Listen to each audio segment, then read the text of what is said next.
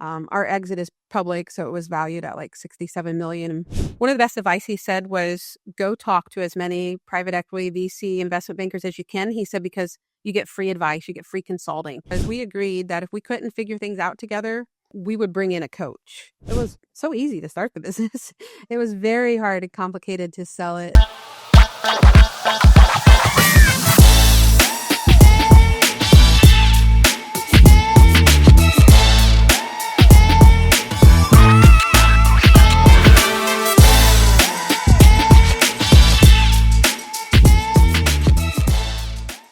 Hey, and welcome back to NexChapter, recorded here in the Republic studio. And as always, think about it like the Republic for founders and entrepreneurs, where we share wisdom, have fun, and celebrate the journey of another founder entrepreneur.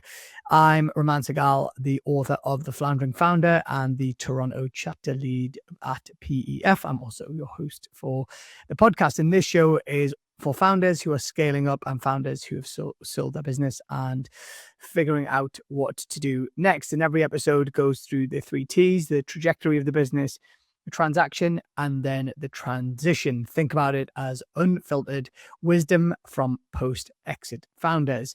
All right, who have we got on today? Well, we have an absolutely brilliant guest today. Kristen Closson is a 3 times founder and healthcare operator with a focus on building practical, high impact companies. She is the co-founder of Viewgol, a healthcare revenue intelligence platform, and global teams acquired it in 2023, as well as MonArk ABA Therapy, which provides services to autistic children, and Vlush, a women's health brand focused on evidence-based vaginal care.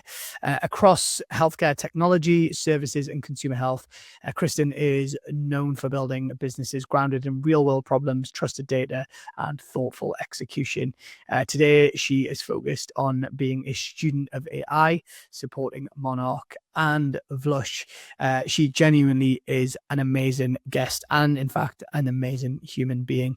As you'll hear, we met in person a few months ago. I actually read her bio and thought she was a 3 times exited founder, but actually not. She's a 3 times founder, but did one very, very significant exit that you're going to hear about today, and what a journey she has been on. And maybe think when you're listening about like how well she, or listen out for how well she transitions into her new business and has combined meaning, passion, and purpose with her new business venture. It's genuinely heartwarming, but also just like peppered with amazing wisdom for you guys if you're scaling your business. So don't forget to subscribe or follow wherever you're listening. Maybe give us a kind rating today. That would be cool.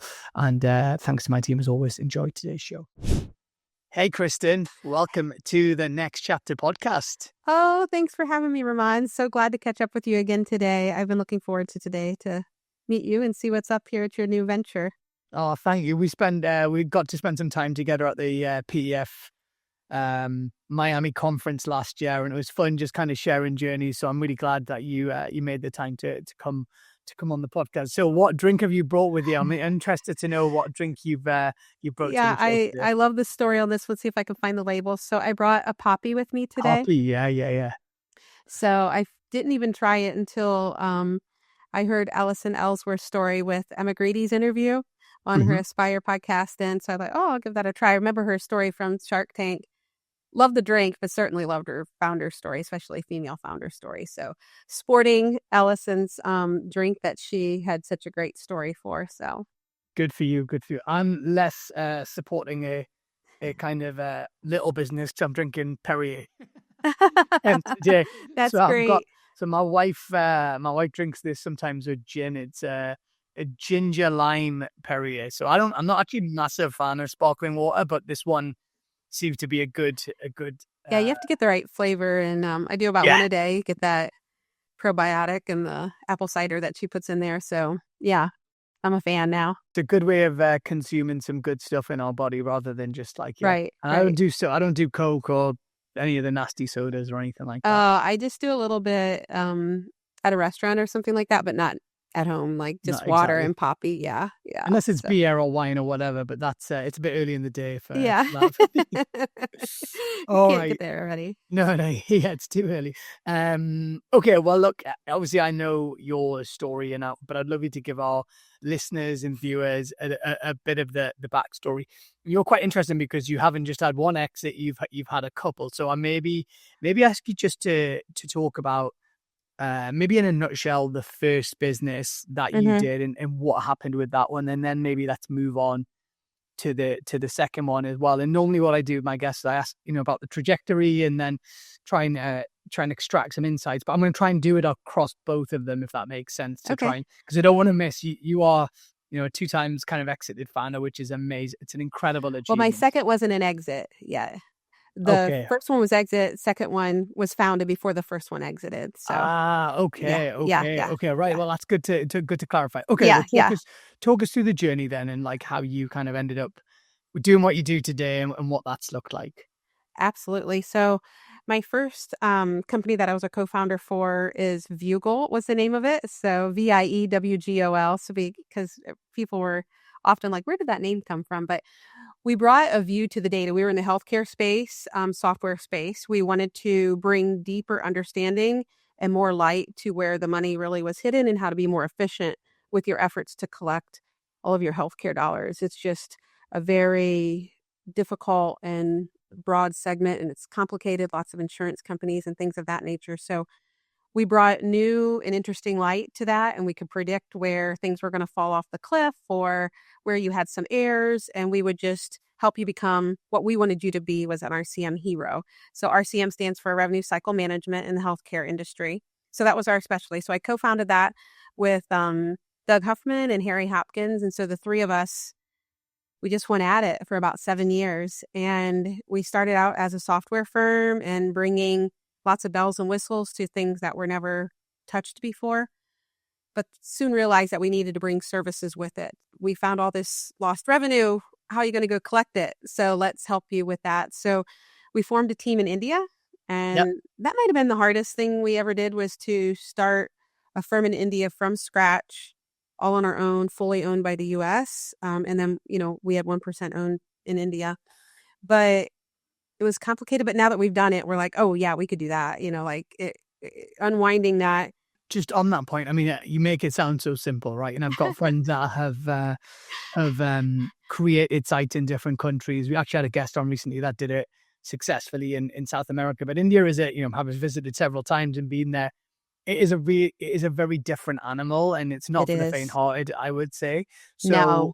how did you decide on India first and foremost, and then maybe talk us through? So, if someone's listening to the podcast and thinking about, look, actually, we want to bring our cost of labor down, get access great talent, and open up Hmm. elsewhere in the Yeah. world. Like, talk to us about some of the things that you learned as well, maybe from that period, because I'd love to extract some of those key. I'm sure there are lots of key lessons, right? But like Yeah, some of the key there's decisions lots you of made. nuggets there, and it's such an interesting way to go about it. So prior to Viewgol, Doug and I had relationships with various people over in India. We had known quite a few people from working with them. So the model in the US often was that you would use a vendor over in India to help you with the RCM. Not everybody did that, but a lot of people did. So there was a number of larger firms over in India, all owned by people in India, that was supporting the US healthcare. So there's a lot of talent over there. So it wasn't new to us with working with those teams, but again, visiting India, making those relationships, and continue to evolve that. So when we were naturally starting in that space, we at least had local awareness and understanding that could also introduce us to the right individuals that also helped guide us from a company formation perspective, like chartered accountants and specific attorneys over in India. That was the key to really understanding the pieces and the different routes you could go about doing that. We could find very little advice in the US helping us in India. It was difficult from that perspective. So we were, kind of bumping into the wall a few times, but it just like kept going until the right person helped us understand, like getting through the gates and doing all of the formation. So we started with some contract help to be able to do Yeah. that until we could actually say our company was live. So, and we went live we went live April 2020. In India, they hadn't had COVID hit kind of yet. And we were like, Oh.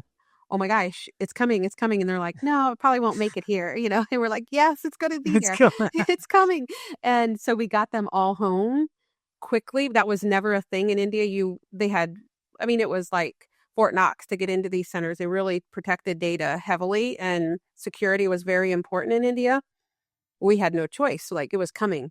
And so we got them all home, which was a challenge. We were running computers around on mopeds, and it was just, but we got them home Wow. and we got their internet because some of them didn't have that. It was, thank goodness we were smaller at that point because we weren't moving 6,000 people home. It was, less than 100. And we grew our But team. still a logistical nightmare. It I was a suspect. logistic of running around the streets of Mumbai with computers and trying to get people to hook up Wi-Fi in all these remote homes. And when we exited the company, we were about 890 employees. And then after, I had to stay there about 15 months longer. And I think when I finally departed at the end of 24, I think we were around 2,000 employees. And so, wow. Okay. I'm gonna really grew rewind it. back a bit. You've gone from COVID to exit very quickly there. Yeah, So that was kind of fast. that was good. But okay. So I want to dig a little bit deeper into the India piece, because you said, which I think is really smart, if I've understood correctly, you kind of had a contract model first. Mm-hmm. To almost, if I understand correctly, that could have been a very smart way to kind of dip your toe in the water to assess the talent and see actually was there a model there before kind of going all in. Is that a correct assumption? And again, I think for our listeners that are building business, I think that's actually a really, really smart way of doing it. The relationship with the initial individuals that help you form that and help you initially lead it and are going to be the leaders and are going to be the face to all the people coming in is critical. You have to have the top talent that are extremely, I trusted them the way I trust my brother, kind of thing. And they were very smart. I had known them for a long period of time. And we just went at it with a philosophy of our theme was good people know good people. And so once we knew good people, we basically said, hire your friends and go Which is great in India because that spreads wildfire. Yes. And their culture is something I adore because they're so familiar and they're so, they just have high standards of excellence if they're put in the right place to be able to execute, meaning you can't give them a job for 100 people and give them 10 people. They need a job for 100 people. You got to give them 120. You got to let them have all of the logistical things they need to actually succeed. What was the balance between, you mentioned around COVID, you had 100 people across in India. What was your setup in North America or elsewhere in the world? Or was that was that starting to become the engine of the business? That was starting to become the engine. We had at that time, I think we probably had about including the 3 founders, we probably had, when we first started in India, we probably had about 5 or 6 employees. When we exited, we were probably around 24 in the U.S. Wow, okay. So we were all remote in the U.S. We had an office in Dallas as well. So. And what were they all software engineers? Were they all technical people? That would be my assumption. So we had a few engineers, but a lot related to, we tried to lead being customer obsessed. So we had client service leaders. We had a vice president of operations. We had sales, so administrative person. And then we eventually had to bring some of the customer service help that was actually for the claims for the clients. We had to bring some of that to the U.S. as well. So we had a few members in that part too, and marketing. Yeah, we were a little bit of everything as we kind of just, the founders, like every story, you start out wearing every one of the hats. And then as you're ready to give a hat away, that's how we, would hire the next person. I'm coming back to hats because you've just reminded me of something. Before I do that, you said a phrase which I wrote down, which I thought was beautiful. Customer obsessed. Talk to us about that. It's what did that mean for your organization? I'm a massive fan of customer experience and delighting customers. I'd love you to talk about what that means to you in the organization. We felt like our secret sauce to some of that wasn't complicated. It was pretty straightforward. Where in our industry, there was a lot of frustration around having support staff in India or other parts of the world. And so what we found in a lot of that frustration was 2 things. One, the message gets lost in translation. A lot of the models were the people would work in India and then somebody in the US would be their spokesperson, basically. That doesn't work. They want to talk directly to the person of how we're solving these problems, how we're getting through a customer or an insurance problem. And then the other piece was really like making sure we were executing and being productive, meaning if they probably needed, 100 people to do the work, we needed 110 to be on that so that we dealt with absences or anything like that. It wasn't complicated. It was just really making sure that we did what we said we would do, but we Yeah. had to put our own internal insurance policies in place to be able to walk the walk, kind of. So, and then really listening to the customer, like, okay, we think they should solve these problems, but you know what, internally, these are their heartaches. And so getting our employees to be able to be on the phone and hear that directly.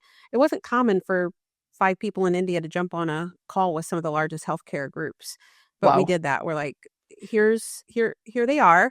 And if you have a little bit of challenge with maybe dialect or anything like that, just give it some patience. And our customers, if they were averse at first, they were obsessed later. They were like, okay, so-and-so needs to be in my contract with you. They can never leave my account. Like, well, we can't do that, but we're glad you love them. I mean, they were sending them gift cards. Oh my They were in God. love with these people. Like, they were all about it. And it just created, our teams love that because they never really had received that type of recognition before.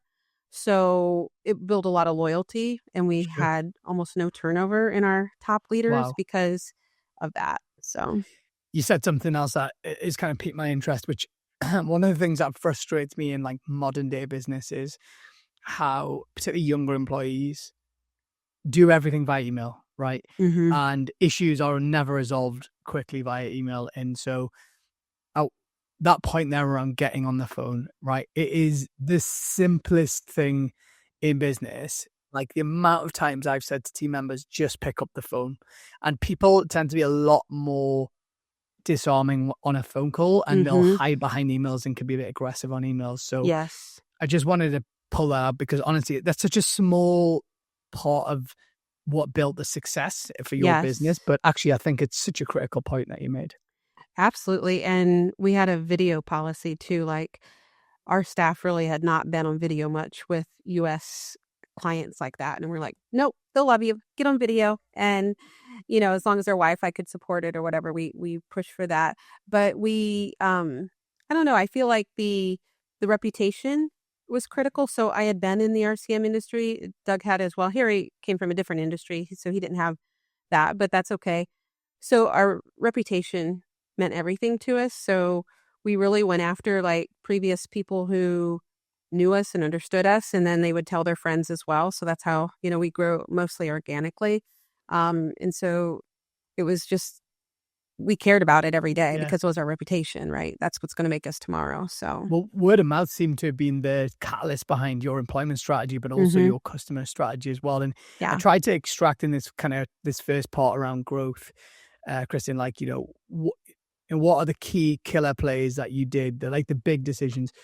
It sounds like setting up in India was the catalyst Yes. for scaling growth, but also what I Mhm. think is really interesting, you've layered that with the customer obsession piece, which I think is beautiful, but also that recruitment strategy in the time you took to get the right people. They seem to be the critical ingredients Mhm. that led to that. Was Absolutely. there anything else that you reflect back now and be like, actually, amongst the millions of decisions we make on a daily basis, suppose you had 3 founders, so you're making millions and millions of decisions. Yes. Were there Yes. any other key decisions you made back then or whilst you were scaling that really helped build value in the business?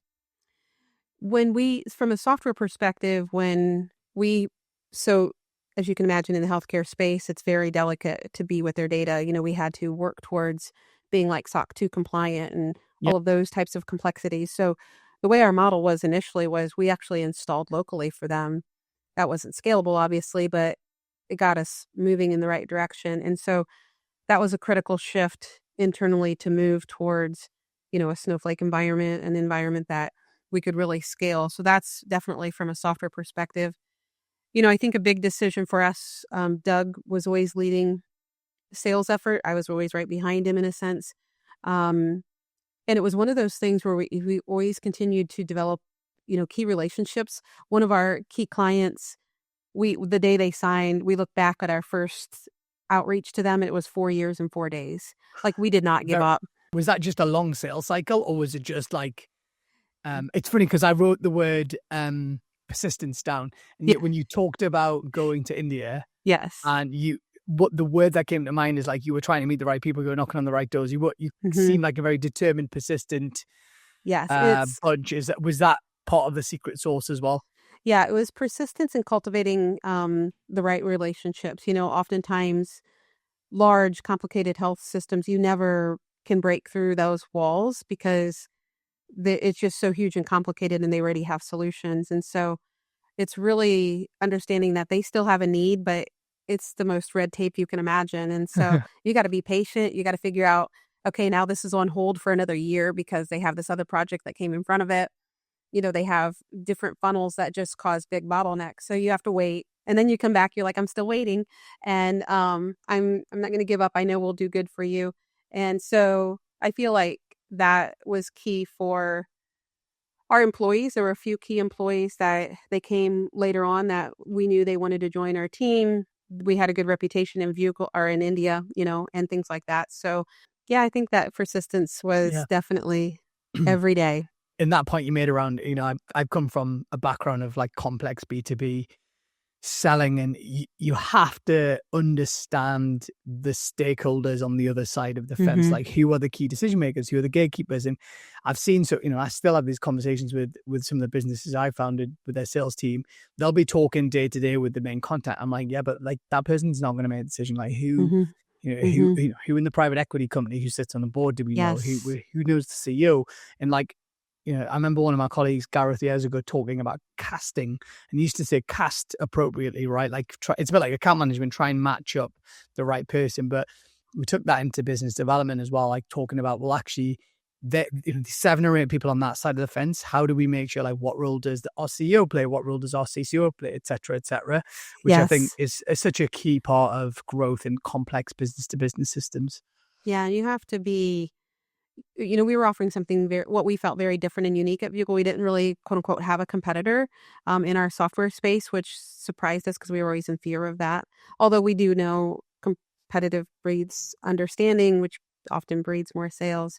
So you want to welcome it as much as it's painful. But we just knew that we had to, through our demos and everything like that, like we knew there were problems that they needed to solve. And you have to know that in those people making the decision, are you making their lives better? Are you adding value? If you aren't, they don't have time. They are under they have so much noise and they're under so much pressure. You have to be one that they know. And so a lot of them were in love with the solution from the beginning. It just took a long time. So we could get in line from a IT perspective, or all of the basically testing and inspection that you go through to even be a vendor. So and we're going to move on to how the transaction happened and why you guys decided to sell in a minute. But before we do that, I suppose I wanted to just check a couple of things. One, you kind of hinted at the different hats you were wearing. So I'd love you just to talk about, for listeners who are involved in businesses where there's multiple founders, or that wasn't me. I've always tried to do everything. Like my first business, I was the only founder, so I used to wear all the hats. So I'm interested to know how you divided up the hats, so to speak, and did that evolve over time? And then secondly, you mentioned before, like you went from 100 employees very quickly to 900 employees over a few years. So just give us a sense of like the pace of growth during that time as well. Yeah.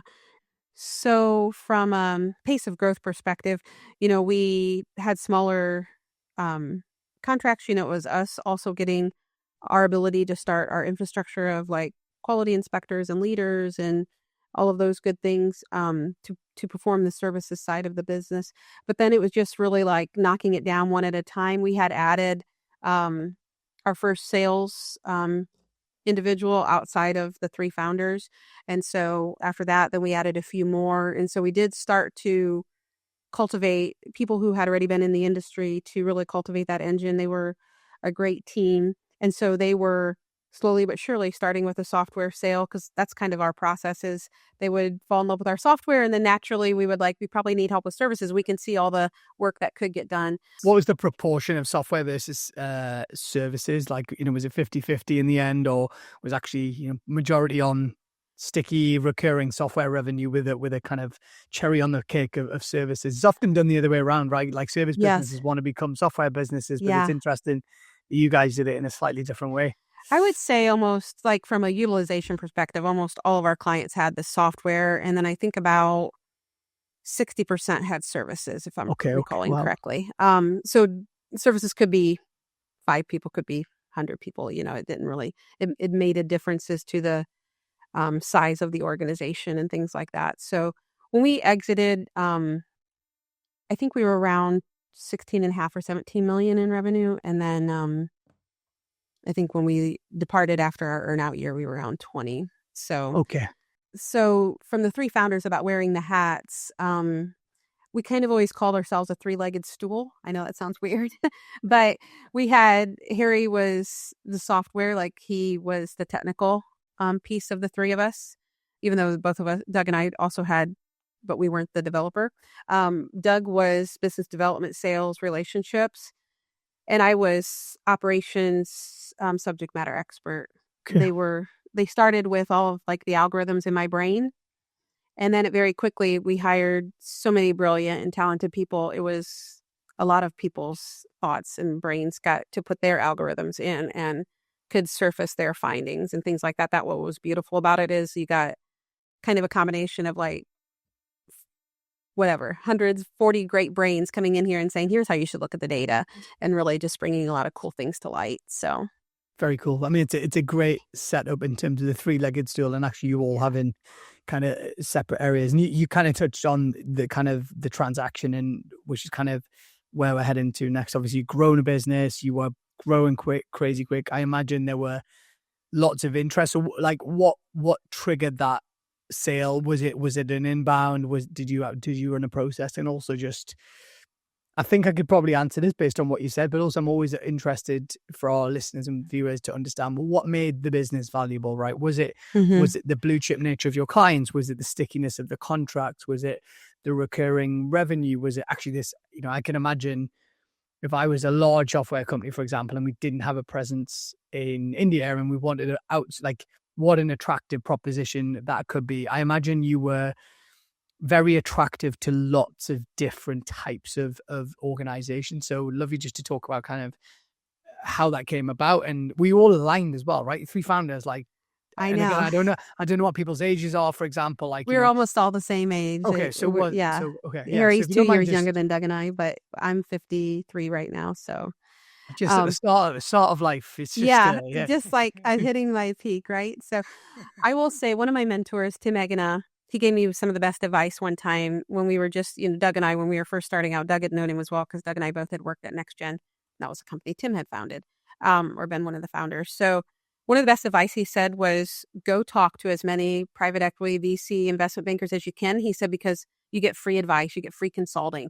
Like from the very beginning, he's like, start a list of people who are within our world and you just start telling them you're here, and even though they'll be reaching out to you. So we had a lot of reach out too, but we went through we kept a list, hundreds of conversations only to just talk.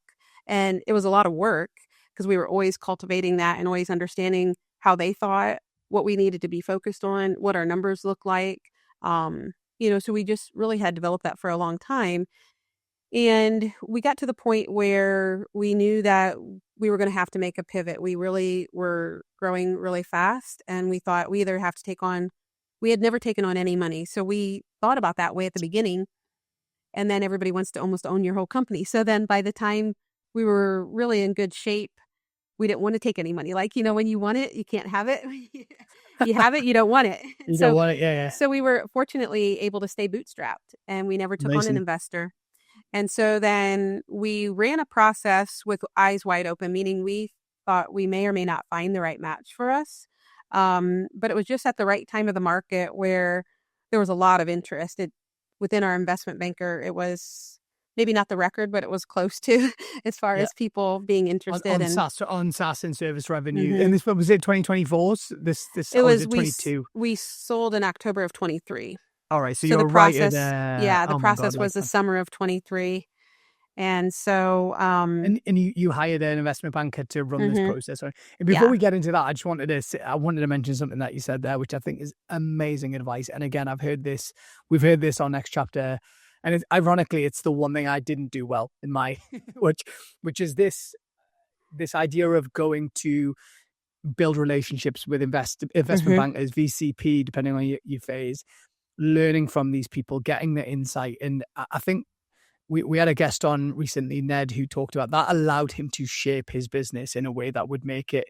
And I remember years before I, sold to private equity was a meeting, and actually the guy who gave me this advice, James, ended up being our investment banker, but he sat me down and taught me through like what makes a valuable agency. And my eyes lit. I was like, what? Like, this is a thing? Like, someone would want to buy it? Like, I can't believe, like, he talked about the numbers and what it means when you get to a certain level of EBITDA. And I actually wish in hindsight I built more private equity relationships, because when our process happened, I was basing the decision on a very, very short amount of interaction with these companies. Whereas I've seen people do it really well, where they build out these relationships. So by the time the process comes around, they've already got a feel for these people. Yes. I got lucky because the team, even North Edge Capital, who I went with, have been amazing. And I've got a great relationship with them, and they've been a great P. But I feel like I got lucky and I went off my gut rather than actually, which was lucky rather than...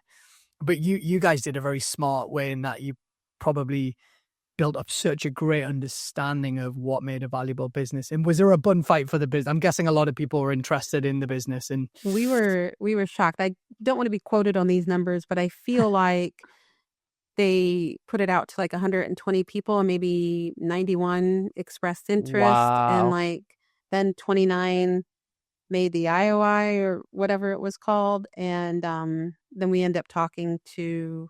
So 30 bids, like about 30 bids, like like sense. That initial bid that doesn't really mean anything yet. That it was like 29. That must have been, and you and I have talked about kids and family and stuff like that. But I can imagine going home to your family, maybe not your kids, but being like, okay, you've got these. Look at these numbers. Look at this offer. It must have been. Yeah. And were they all similar offers, or were they like a real range? They weren't that. There was a range to them, and then we tried to find ones that would align with us most. So then we went into a process where we spent a few weeks, them interviewing us, we interviewing them, trying to find that right match. And then there was a number of offers that came in after that. And then we were able to narrow it down. But it was, you learned so much in that 4 months, 6 months, whatever it was, process. It was very, very interesting. We learned more about ourselves. Like, it was a really awesome process to go through to say, even if you weren't going to sell, like, okay, well, wait a minute, we can focus on these 3 areas and we will really move EBITDA and move some of our sales or move some of our things. I could not agree with you. Honestly, I think it's such a fantastic point. And, I've heard people, kind of, oh my God, the process was terrible. Like, I was like a, I don't know what the right phrase is, but just like a sponge, taking it all in, learning from everyone, all because there's all these amazing advisors on the call, and you hear the questions they ask and what makes a business valuable, and you start to look at the business in a slightly more objective way, and you go, actually, if we tweak this, we'd be even more valuable. So what a fantastic point. Because you just had tons of data nerds looking at your data. We were a data company, but that's different on your own. It's different in that sense. And one of the things I think from one of our golden tickets, I think within the 3 of us, it's a strange thing, but what we had agreed to many years ago, because it's hard having 3 founders and always agreeing to everything. We didn't always agree. It was hard. But what did you agree on the chosen? Did you agree? Yeah, we agree. Yeah. We got to the point that part we were in sync as we went along with that, and we all knew along the way too that, hey, if any of the 3 of us along the way aren't in sync, some of these deals you could each have your own solution. One may sell more of their equity than the other or whatever, but we didn't really get to that since it was a full acquisition. But one of our kind of golden tickets or secret sauce was we agreed that if we couldn't figure things out together, we would bring in a coach. And throughout our 7 years together, however many years was 8 years, we had a few times where we had to call in a coach where it's interesting. Like, I'm thinking this way, he's thinking this way. We are got to figure this out between the 3 of us. And it was like our insurance policy.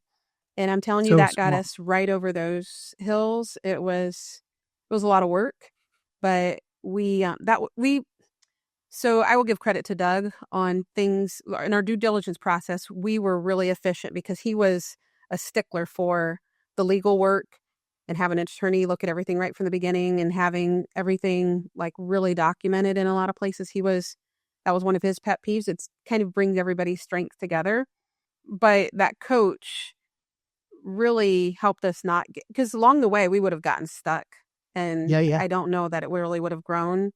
Our exit is public, so it was valued at like 67 million. And part of that's an in Wow. and out, which we're still working on. But Yeah. Wow. I never typically ask numbers because, mine's public, so yeah, yours is public. And yeah, but okay, so, I'm not going to do the math, but let's say you all walked away with a big check, including whatever earn out, etc. yeah, But so was it life changing for you in the moment, depending on where you'd come from and the success that you'd had previously? Was it like, for me, it was kind of night, and we were fine financially, but it was kind of like went from financially stable to like, whoa, like we are in a completely different league now. And we're moving on to like the transition process, and obviously thanks for sharing how the transaction happened and the kind of the size of the transaction. But there's a phrase that Bo Burlingham says that exiting a business is harder than starting a business. So yes, which shocks people. There will be people listening who are scaling their business, who are sitting there thinking, well, no, selling your business is the best thing ever because you get a lot of money and what kudos comes with that. But as we've seen on the podcast, like it's not easy. It's not an easy thing for a lot of people to go through. no. So talk to us about was there a honeymoon period afterwards, first and foremost, that they often say that, and I appreciate you were still working in the business at this point in time as well, right. which can be interesting. We were there for about 15 months, give or take, after the exit. It is much harder to sell. It was so easy to start the business. It was very hard and complicated to sell it.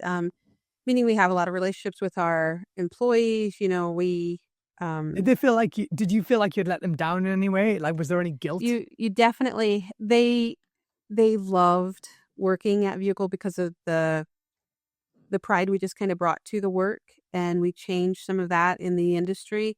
And so I felt like I let them down in some of those aspects. You have some of that where, but I also all have very firm beliefs that we have to keep changing and evolving, because that's for us in life and then within the company and stuff like that as well.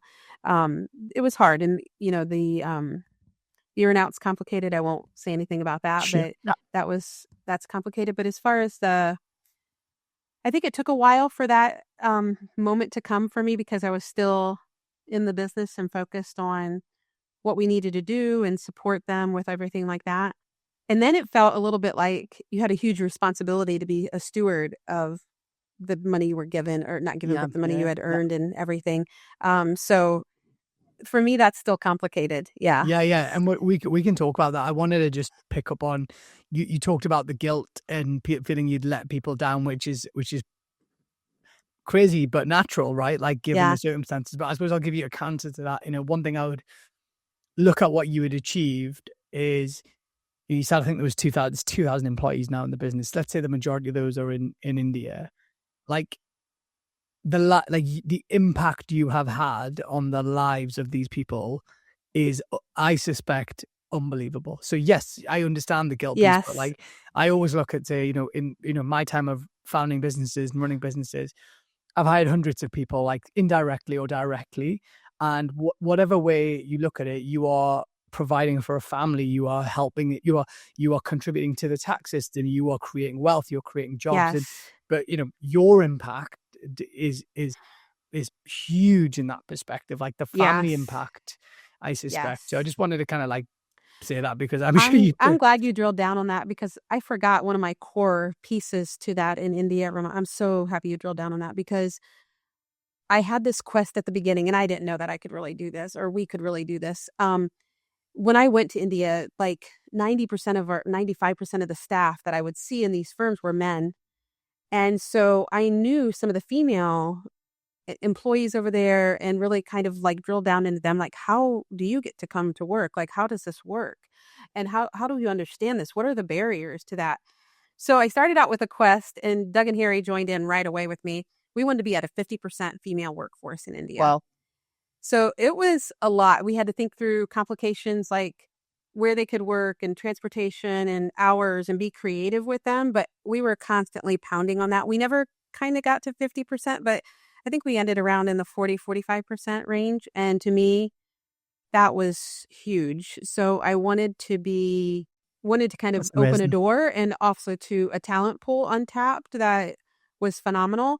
And so in our top 5 leaders, 2 of them were female, because I wanted to make sure that we still had the female presence at the leadership level as well. Because oftentimes, organizations will say that they have that, but you won't see the participation at the leadership level. So I was thankful for that we were able to do that and have the team over there help us unwind that and find a way to Amazing. do that. Well, So that was congratulations. fun. Honestly, Yeah, what that to me was like, that was an one of my amazing pet achievement. projects. Yeah, that we just had to figure out, keep that as an open goal Yeah. and awareness. So, And again, like I'm because I have a bias towards India in the sense that, having a 50% female ratio in a business in India, especially tech business, is like, it is the shoot for the moon and you Yep. landed in the stars. We even had a female developer. So yeah, It's amazing. Yeah, Like yeah. it's so unusual, and good on you guys for doing that. And then you mentioned obviously, so you had your own out, you left the business, and then when you and I chatted when we were in Miami, we got chatting about kids and stuff like that. And I think from memory you've got 2 older kids, and then you have a daughter from memory. Yeah. So, and I'm going to come back to like kids and wealth and all that kind of stuff, but what struck me when I met you was what you then did next. Like I think and I really want you to talk about the project and the business that you have now, because you seemingly have married meaning, passion with business. If that might be oversimplifying, but when you talk about it, hopefully our viewers and listeners can hear that. But before you did that, like, what was the aftermath from like when you left and you didn't have the structure to your days, you weren't going to the office all the time, to when you decided? Because I think it's been called the messy middle, right? Where you have this like honeymoon of having a lot of money and then just living with it, and it becomes the norm, to like, okay, like what do I do next with my life? So before you talk about your current venture and what you work on and how that came about, which is fantastic, was there a messy middle piece, or did you always have this in mind as something you are going to go towards? My messy middle probably is still existing, but it also, the second company that I founded or refounded, I started before I exited my first. Not by accident, but by happenstance. So, yeah. So that my messy middle was a little bit foggy, because I was at year 2 or whatever it was when I'm exiting my first company. The second company was still a baby and still being formed. So the second organization started 4 years ago. So, and I exited about almost 2.5 years ago. So there was an overlap. That's what helped with that. So. Well done. That's very, very smart. And tell us about the second company. And I appreciate there's a personal connection here as well. Yeah, you can dive into that if you. I mean, we're not going to put you on. I know it, but I don't want to put you on the spot. Yeah, no, anything, it's a great story to tell. Story. Yeah, I love it because it brings the awareness to that autism community. So, we were living down in Dallas, and that's where my 2 co-founders were from. So we were in Dallas. Unfortunately, it was still during the COVID times, and we, my husband and I were considering moving back to the Northwest Ohio area, a very rural area where we were both from. The deal breaker was we had an autistic daughter at that time. I mean, she's still autistic, obviously, at that time. And there was no ABA therapy. She had been receiving ABA therapy in Dallas, and it was life-changing for her and for us. It was phenomenal. And you couldn't receive that therapy in Northwest Ohio. It was a desert. Like, you had to drive an hour and be on a year waiting list. It just wasn't possible. So in order for us to move back, we either had to convince somebody to start this company, or we had to start the company. So we did, but it wasn't our background. We weren't we're not ABA therapists, but we knew how to find people. And again, it's just good people know good people. So we found 2 founders to come in with us. One individual this couple had operated over 20 in Indiana, so they had the playbook. And then another individual, Emily, she was local, and she was one of the very rare who had the certification to actually perform this therapy.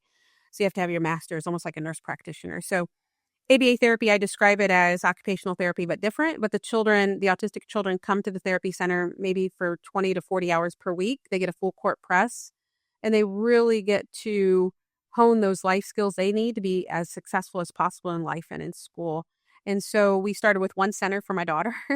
And selfishly, towards the end of last year, we opened our 8th center within 4 years. Wow. And so and they're all in rural areas predominantly. They're all in Northwest Ohio, rural area, where we just did a competitive analysis where there were 93 centers in Ohio, and we're now one of the largest groups. But where they're focused, it is mostly the cities and not in the rural area. But there's lots of autistic children in the rural area that need that therapy, and so we grew it from scratch. I'll give Emily and the co-founder a lot of the praise, and I would help and support just from a business perspective, but they really figured out how to build these and how to get all of the additional therapists. We had to cultivate our own. So we're really, really super proud of how many families we've been able to help and continue to help. So we want to it's amazing. Keep growing. And bring that therapy. It's amazing. And I think I want to just kind of underline how unusual it is for someone to hop from one thing to another. And I appreciate there was a messy middle period, but actually, like, you seemingly have aligned something that is, very passionate. You're very passionate about for obvious reasons because of your daughter, but also just build something that again is having an impact, a different type of impact, right? Yes, I know you employ a lot of people, but actually, I'm trying to put myself in the shoes of a family who has a child that has, these needs, and the thought of a center popping up nearby that they could use I imagine is life-changing for many people, which is lots of tears. Like, you can take a child. One of my favorite stories, this little boy, he presented himself a few years ago, helmet on, banging his head against the wall, mom covered in bruises and in tears. And he leaves our center to go on to kindergarten screening last May. Wow. Friends, feeding himself, barely an IEP. He's always going to have autism, but he's going to have a different trajectory. And what I think about every day is the places where we're not yet. Like, we haven't went into this county or that county yet. And I hate the children waiting on us. And so that's the pressure every day, is to hurry up. Families are waiting, so. Well, you're on the right track. And and I have to ask, because what's the parallel with the 3 founders in this business? Is it still the 3-legged stool situation? It was definitely different. I brought the least amount probably to the table, other than I just want to be the parent. I just want it to exist and be the parent advocate. The couple in Indiana, one was a BCBA and had that experience and had the playbook, and Emily, it was a BCBA and she was local. So it was just really like bringing a playbook, bringing the locality, and just bringing the parent passion, maybe.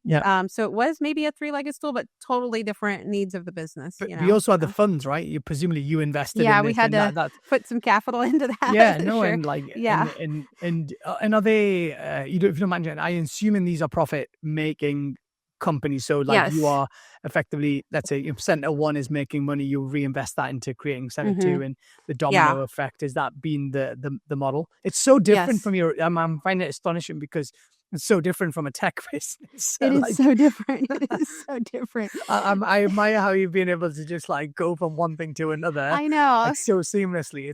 It's amazing, genuinely. Software emergency calls are much different than autistic children emergency calls.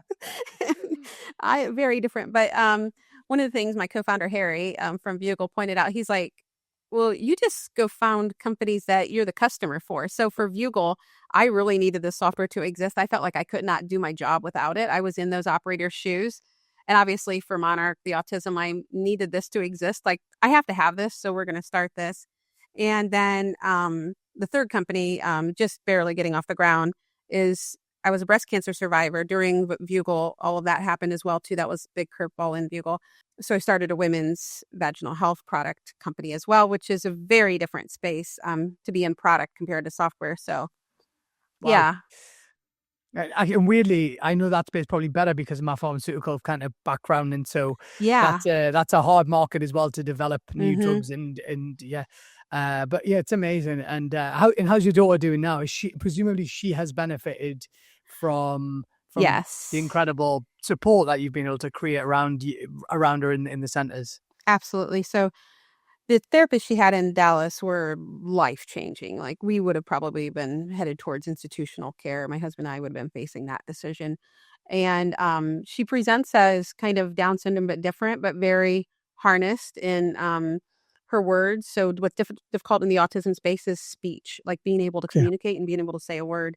So she has command of about 2,000 words on an iPad. And so that's been huge. But then now it's a sense of community. She has another sense of belonging. So she gets to go there a couple of hours after school every day. So she thinks of her therapist as her friends, I think. Oh I've my lost God, them. it's So lovely. yeah, she's moved into the therapy side of ABA where she is learning, chores and shredding and copying. She loves to be the office assistant and some of her learning that she's doing now. So That's beautiful. yeah, gives Well, her a sense of I'm so pride. pleased to Yeah. hear it. And I do wanted to ask, I know we're going to run out of time in a minute. I mean, I could talk to you all day, Kristen, because you're just Same with so amazing. you. Like, I knew that would be. This is fun. This is why I knew this would be good. And I want you, because you've got, I remember you got two older sons, maybe, or you got two older Yep. kids, right? Yep. Two older So sons. They're adults. how is, obviously you came into wealth through the transaction. Mm-hmm. You obviously, Yeah, we did not come from any wealth and or I remember anything. us having it, like, we had that commonality, like neither of us came from that background. Like, Yeah. did anything change in terms of your identity as a family, in terms of the relationship with money? Because it's a difficult thing for people to get their head around when, someone in the family, especially for your kids, your elder kids, Yeah. mom and dad now have a ton of money, right? Like, Yeah. like what? I'd love you just to talk about like how you, and that might be an ongoing thing. I don't know, but It is. It's ongoing for them where I think they're still processing and trying to understand what it means, and so how do they learn alongside of us to be good stewards as well? Like, I want to include them in the process. So they're really good about that.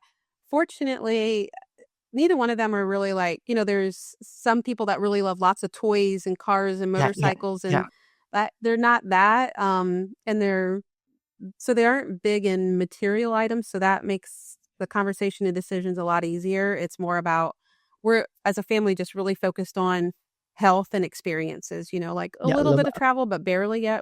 It's still, we're still on our list to get some good travel moving. We'd like to get moving on some of that as a group. So that's, financial decisions as well. But so far it's been pretty moderate because I think they're still trying to get their mind around it a little bit.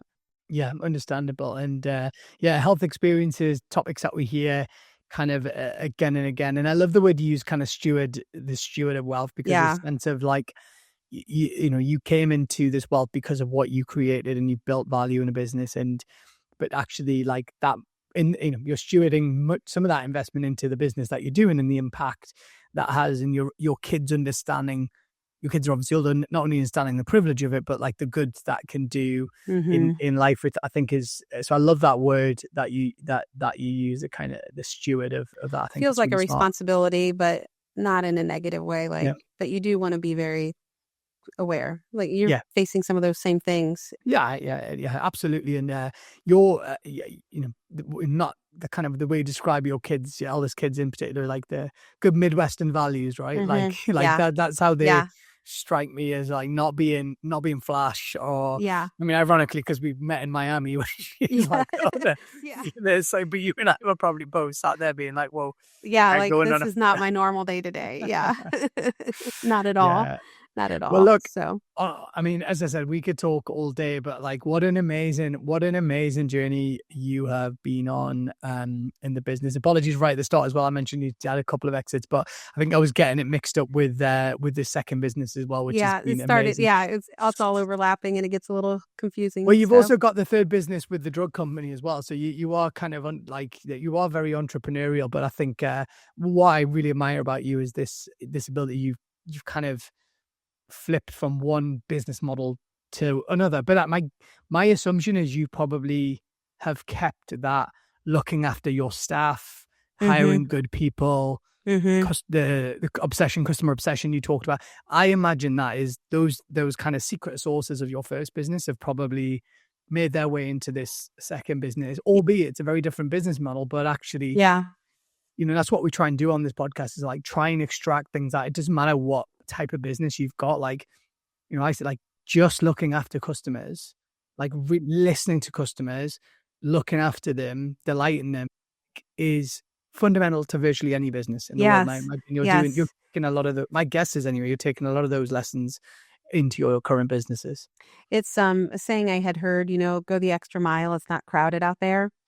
We tried to roll that in a lot of times. Yeah. So amazing. One final question, like on your current business, like what's the, you said before about having the 50% female staff ratio, like that kind of BHAG of what seems ridiculous at the time. Yeah.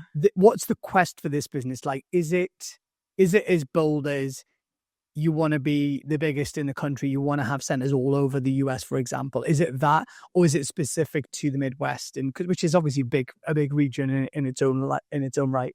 Yeah, it is a big region. So I think from the MonArk perspective, our idealism is to grow with purpose to whatever that future looks like. We did 8 in 4 years. That was a little aggressive. And so continuing to build the foundation so that we can get to more and more families. So I think it's one of those things where I want to see how it looks at 15 centers, and how we are effectively managing that without dropping balls and things like that. When you have that gauge of like when it's too big for you. I would love ABA to be in every corner of the world because it helps not only autistic children, but typically developed children as well. So that's an awesome quest. But just to get to as many families as possible, I think is the simple goal right now. Yeah, that's it. Well, I mean, goes without saying, but we hope you achieve that as well. And there are more businesses like yours helping families. I tell you, I mean, I'm just kind of taking my mind to the future. And in my mind, you've got 50 of these things across the US, and you get the opportunity to sell this business. And I imagine that would be a very difficult situation because of the nature of, it's one of those businesses that, depending on who buys it, if it goes wrong, yeah, that would be, I'm guessing, a much harder decision. I know the first one was hard because of the staff, but the family, and I don't know if you've actually considered this, but I'm almost at some point in time, one of these big centers is going to knock on your door if they haven't already and say, hey, like, we want this. And I think what's different is somebody given one of the actually female founders that are listed in Forbes list, she had given advice to Doug, to say, in your first organization, it's life-changing and you need to do that. In your second organization, if you just purely think about the profitability portion of it, you'll never make more in the market than you will on yourself. And so I'm hanging on in her business. She was hanging on for a long time because we're able to grow that at a different rate because it's not the same life change. Like if that exit happened, I wouldn't change anything that I'm doing. Wouldn't change today. Your life. Yeah, exactly. And so it's more about being able to be in control of like what that looks like and the experience for those families. Not that it wouldn't happen because of maybe my age or my life or something like that. And in our space, that ABA space, there's a lot of private equity, as in every space. So they're everywhere. But that's, to me, is not the driver. It's really just like I don't know if there's a point that it would get too big for me, but not yet. Not yet. And long may the journey continue. Well, look, Kristen, thank you so much for being on NexChapter. I was so excited to have you on. And me as well. Thanks for catching my up. expectations. Thank you. I enjoyed it. Anytime. Good luck. And I cannot wait to hear your podcast coming out. This is just going to help so many of us out there that are building and trying to learn from each other. So thanks for doing this. Thank you so much. Appreciate you. Take care. Thank you.